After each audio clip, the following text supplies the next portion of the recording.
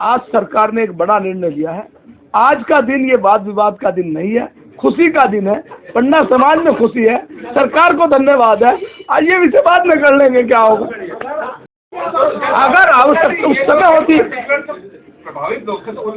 हाँ, जिन लोगों ने, जो प्रभावित लोग थे, उन्होंने अपनी बात रखी है।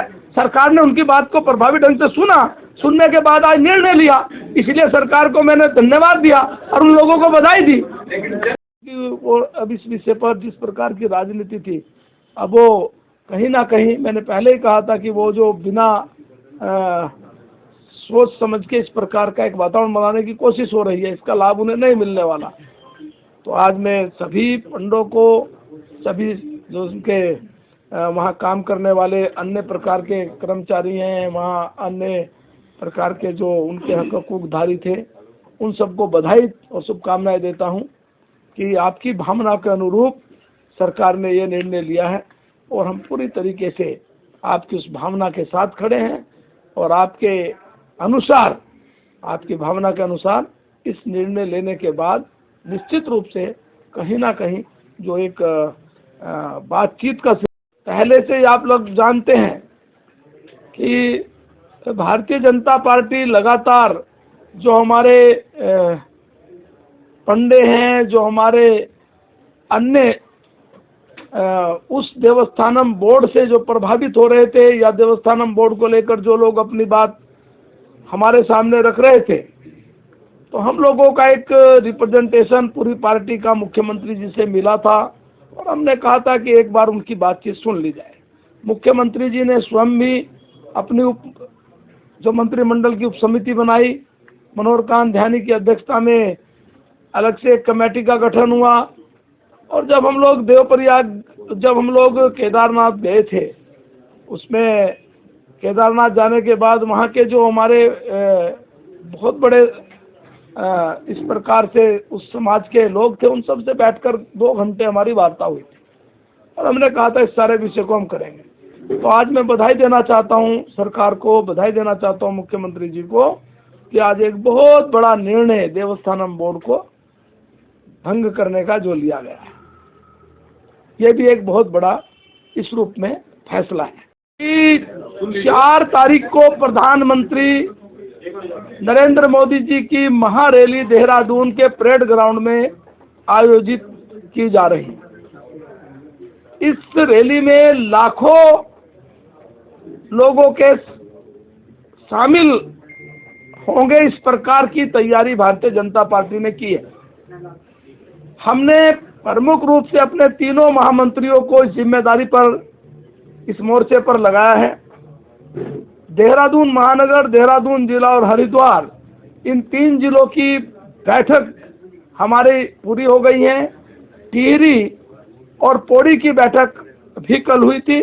आज भी हमारे सारे पदाधिकारी जो जिलों के प्रभारी है, वो सभी जिलों का दौरा करके और सभी कार्यकर्ताओं में नरेंद्र मोदी जी की रैली को लेकर जो उत्साह है, उस उत्साह को और जनता का जो विश्वास है, उस उत्साह और जनता के विश्वास के अनुरूप हम लोग सभी जगह लोगों को इस रैली में आने के लिए हम लोग मिलकर भी और हम लोग अपने कार्यकर्ताओं के माध्यम से भी उनको आमंत्रित कर रहे हैं।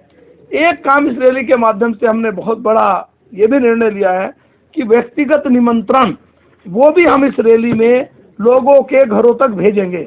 ये निमंत्रण पत्र जो हमने छपवाया है, इस निमंत्रण पत्र को हम हमारे कार्यकर्ता समाज के ऐसे लोगों के बीच में जाकर जो सामान्यता कहीं ना कहीं समाज को प्रत्येक तरीके से एक अच्छा प्रभाव रखते हैं, उनके घर जाकर उनसे बातचीत करके उनको आने के लिए भी हम निमंत्रित करेंगे। ये व्यक्तिगत निमंत्रण भी हम लोग देंगे।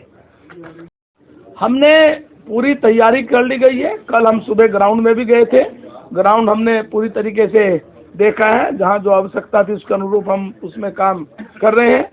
इसके लिए हम पूरी तरीके से हमारे यानी पूरी व्यवस्था हम मंडल स्तर तक इसकी तैयारी हम लोग कर रहे हैं।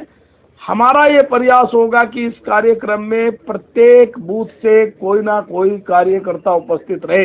यानी अगली हमारी जो बहुत बड़ी जनसभा आदरणीय प्रधानमंत्री जी की या गृह मंत्री जी की या राष्ट्रीय अध्यक्ष की पन्ना प्रमुख की होगी, उस पन्ना प्रमुख का एक प्रकार से हम लोग ये प्रयास करेंगे कि उससे इसको हम जोड़कर देख रहे हैं कि हम बूथ तक का कोई कार्यकर्ता लेकर इस रैली में आएंगे। ये हमारा एक प्रयास है और ये रैली ऐतिहासिक रैली होगी, जिस रैली के माध्यम से हम कार्यकर्ताओं में जहां उत्साह का संचार होगा, जनता के प्रति एक विश्वास जो आदरणीय प्रधानमंत्री के प्रति है। हमने कहा था मोदी जी ने अटल जी ने बनाया, मोदी जी ने संवारा इस राज्य को। तो आज 1 लाख करोड़ के काम जो राज्य के इंफ्रास्ट्रक्चर के चल रहे हैं, उसमें से कुछ कार्यों का लोकार्पण शिलान्यास भी होगा और निश्चित रूप से इस रैली के माध्यम से एक चुनाव का एक बड़ी तैयारी के रूप में हम इसको देख रहे हैं। तब मुख्यमंत्री जी हटे तो वो सारी अपने आप स्वतः समाप्त हो गई। बाद में जो संवैधानिक पद थे, उन संवैधानिक पदों को हटाने का वो एक प्रक्रिया होती है, उस प्रक्रिया में वो मुख्यमंत्री के साथ नहीं हटे। तो इस प्रकार से कोई भी ऐसा नहीं किया कि किसी का बदलाव, किसी का किया हुआ निर्णय हमने लिया। कोट द्वार के मेडिकल कॉलेज की प्रक्रिया जो कि तो अभी भी चल रही है, जल्दी ही मेडिकल कॉलेज की तरफ हम लोग बढ़ रहे हैं, ये खुद ही मंत्री जी ने कहा है। उसमें कहीं कोई ऐसा नहीं है कि कोई हुआ निर्णय पलटा गया है। तीसरी बात आपने कहा, कमिश्नरी की बात आपने कही। कमिश्नरी वहाँ घोषित हुई थी, बाद में एक बहुत बड़ा लोगों का प्रतिनिधिमंडल लगातार पार्टी से भी मिलने आया और सरकार से भी लगातार मिला। तो उस आधार पर भावनाओं के अनुरूप हमने कहा अभी कोई कमिश्नरी की घोषणा के बाद ऐसा तो था नहीं कि वहाँ बिल्डिंग बनानी शुरू हो गई थी, कमिश्नरी का ऑफिस बन गया था। निर्णय लिया, निर्णय के बाद भावना आई, भावना के बाद कहा कि ठीक है, यदि भावना इस रूप में है तो कमिश्नरी वहाँ नहीं बनाएंगे। देवस्थानम बोर्ड में आप सब लोग जानते एक प्रक्रिया हुई, प्रक्रिया के अनुसार जब बाद में लोगों की भावनाएं आई, एक उन लोगों ने अपनी भावनाएं विभिन्न प्रकार से अलग अलग स्थानों पर, अलग अलग प्लेटफार्म पर, अलग अलग बातचीत करते हुए और इस बारे में वार्ता चर्चा की। हमें लगा कि हाँ, वास्तव में इनकी भावना के अनुरूप निर्णय लेना है।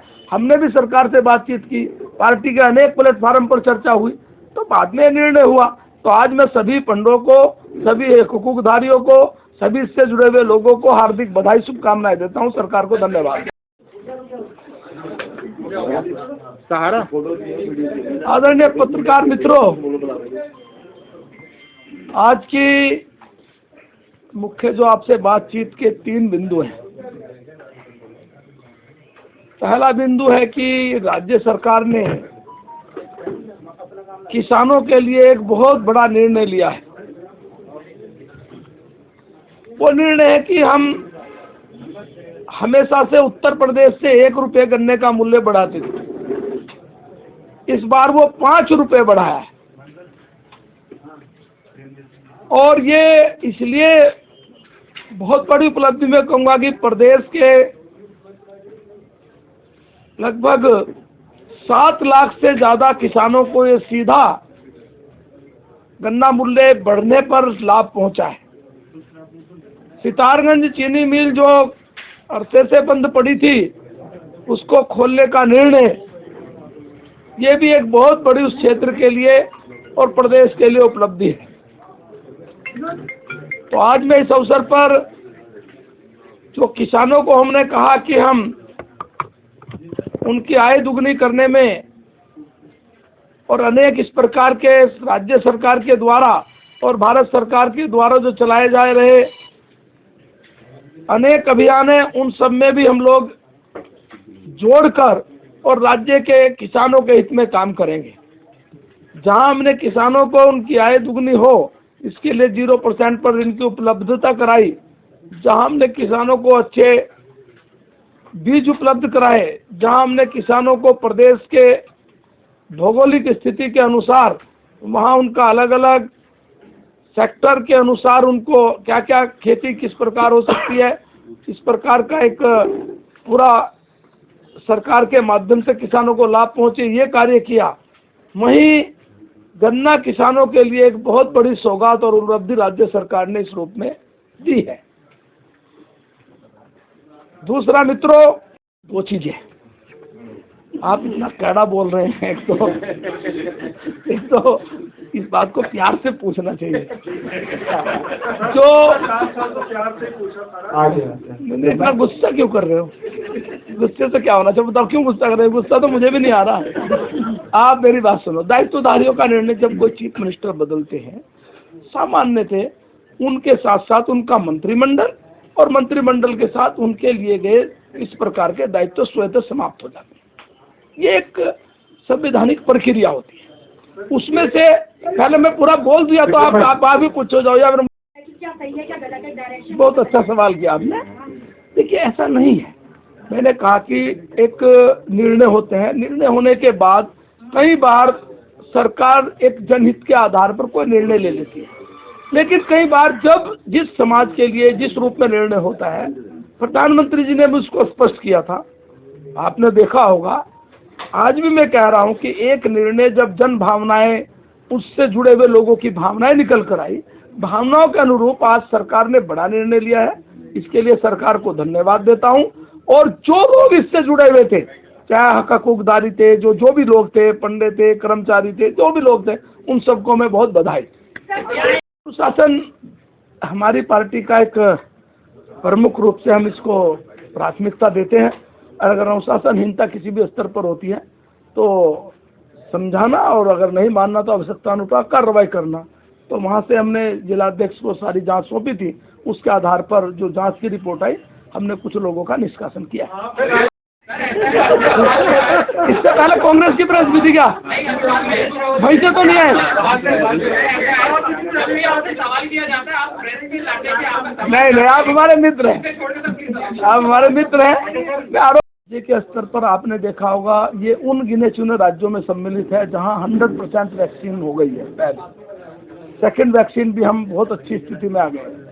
हमने कल सरकार ने अन्य राज्यों से आने वाले लोगों के लिए भी गाइडलाइन जारी की, उसमें भी उनका पालन सुनिश्चित हो रहा है। हम ये प्रयास हमारा रहेगा कि जो गाइडलाइन हमें मिलेंगी उसका पालन कराते हुए हम रैली करेंगे। आप सभी लोग जब विभागीय मंत्री होता है तब संसदीय कार्य मंत्री नहीं रखता उस विषय को, विभागीय मंत्री थे उन्होंने ही रखा था। संसदीय कार्य मंत्री या प्रवक्ता होने के कारण किसी विषय को बताना ये उस प्रवक्ता या संसदीय कार्य मंत्री का दायित्व होता है। आप कोई समाचार जब टीवी पर बोलते हैं, अच्छा होता है तो आप बोलने वाले अच्छा बोलते हैं, खराब होता है तो खराब बोलते हैं। एक सेकंड पहले मैं पूरी बात तो कह दूं, आप आज गुस्से में क्यों हैं?